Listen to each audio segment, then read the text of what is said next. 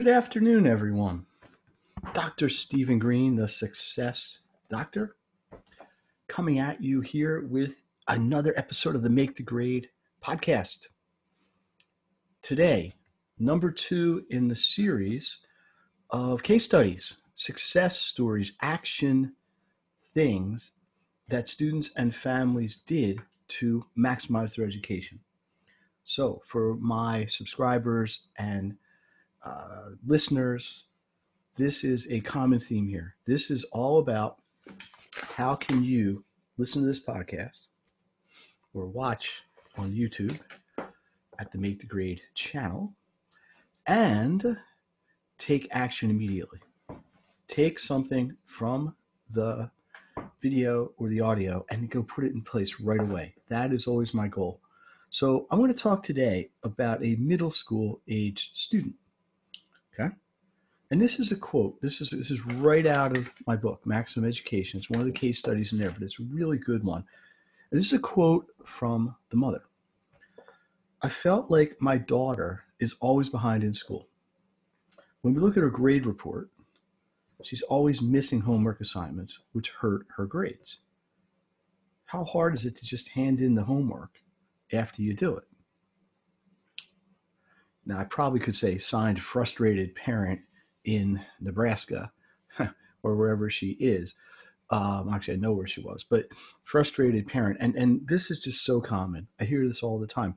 Sometimes students do the work, but they don't have a system to make sure it gets submitted, which obviously doesn't get credit for it, and then they don't get points. So let's talk about this. This particular student she was in 7th grade, and the mother called me right after she got the report card for the first marking period. So the grades were there, they were done. What she wanted was a clean slate and a new way to approach the second quarter. Okay? Now, she was under the impression, having talked to her daughter and not really accessing any of the online circumstances where you can get grades, that she was doing fine. Every time they talked about it, yeah, I'm doing great, I'm getting really good grades, tests are easy, I'm doing all my homework, so on and so on. Does that sound familiar to any of the parents out there? And the parents felt, listen, she's in middle school now. We want to foster independence. We need her to be able to do the work independently. We don't want to be quote unquote helicopter parents. Always, excuse me, always on top of everything. And they wanted her to be independent. So they were trusting this process at the time. They weren't really monitoring her homework or even her grades for that matter. Well, obviously it didn't work as well as possible. And just to be clear, this was not a student who was failing. She was getting high C's, low B's. The expectation of the parents was more, at worst, high B's, but really low A's and regular A's. So I met with the student, and she told me that she wrote the homework down. She had a record of doing it. And most of the time, she admitted every once in a while it fell through the cracks. But she said 90% of the time she did the homework, but she just didn't hand it in. I said, why? Well, she forgot. She put it in the wrong binder. She left it at home.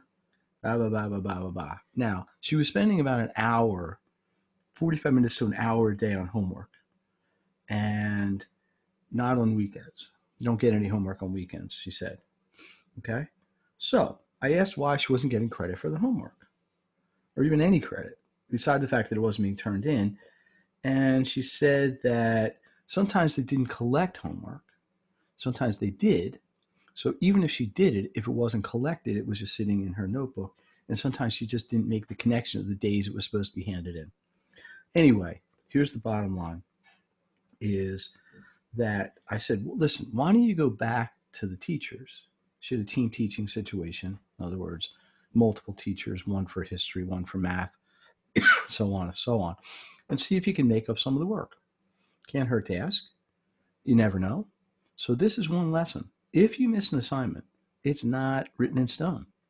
Go to a teacher. I have found, and I was a teacher for many years, as most of you know, when a student approaches you and wants to try to correct the situation and offers a solution, the teacher's usually receptive.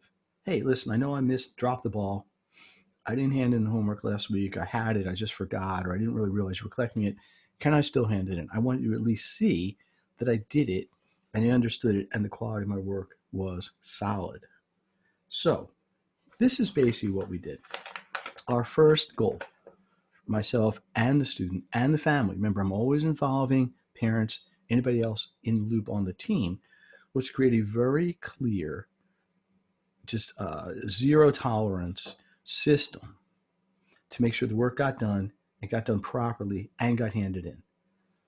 And the thing was that it had to be good quality. We didn't want to just rushing through it. Okay?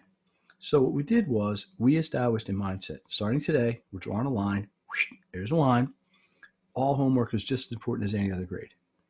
Must be done, must be complete, must be high quality, must be turned in on time. Like everything, it's got to be tracked.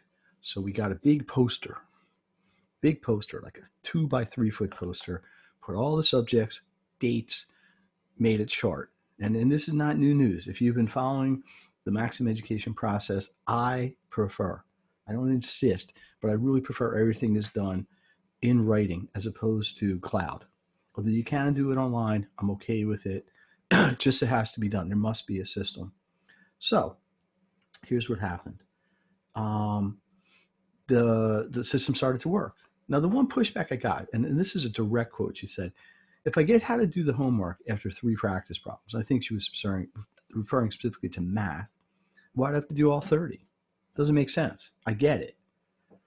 I said, that's just not how it is. There are things in school and in your life that you can control, things you can't. You cannot control how many homework problems teacher's going to give you. Just can't. It's not the role of a student. That is the job and the role of the teacher. It's not a choice. So listen, once we establish the basic ground rules, do all the homework, number 1. Do it all completely, number 2. Do it all with as much quality as you can, number 3. Think long term. And number 5, just make sure you hand it all in. So we got one folder. It's not a giant, enormous technique, but it's an easy one. Got a folder, homework. Done, homework. Completed, homework. Went in the front of her backpack. Her backpack had 2 compartments to it. That's where it all went.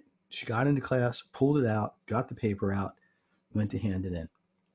Now, this was not a poor student. This was someone that should have picked this up very quickly, basically did. Really, the difference was a mindset. And I always talk about actions, what you can do to improve. Some of it is systems. Some of it's technique. Some of it is actually doing things. But there is a psychological mindset piece to this as well, where you have to have the attitude of success.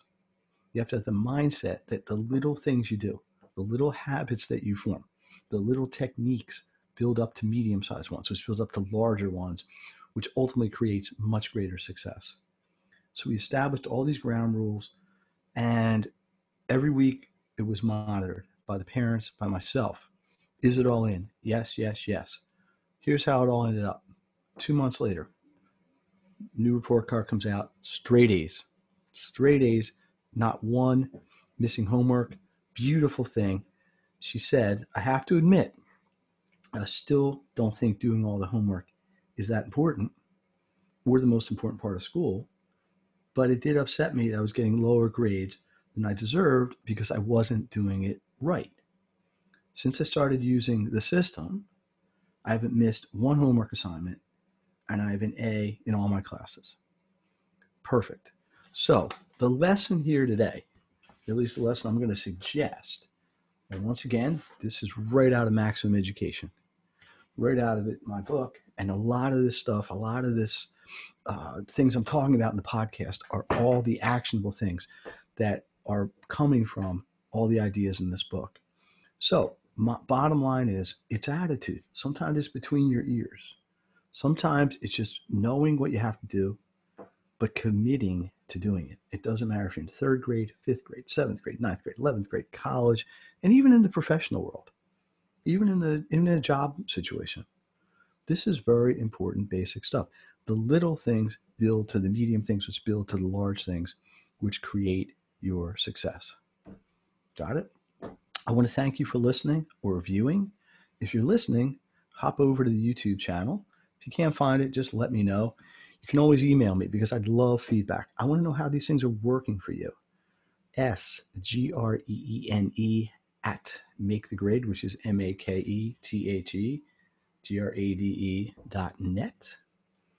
Check me out on social at Make the Grade. Facebook community is alive and well. Please check the comments below on how to get involved in that. I think it would benefit anyone and everyone listening. So I want to thank everyone. I hope this helped. Get the right mindset, but have the tools. It's both. You got to have the mindset, you got to have the tools. You put them together, nothing can stop you. Succeed. Excellent. Dr. Steven Greene, the success doctor, thanking you for taking a little bit of time with me today. I look forward to working with you in the future. Have a great day.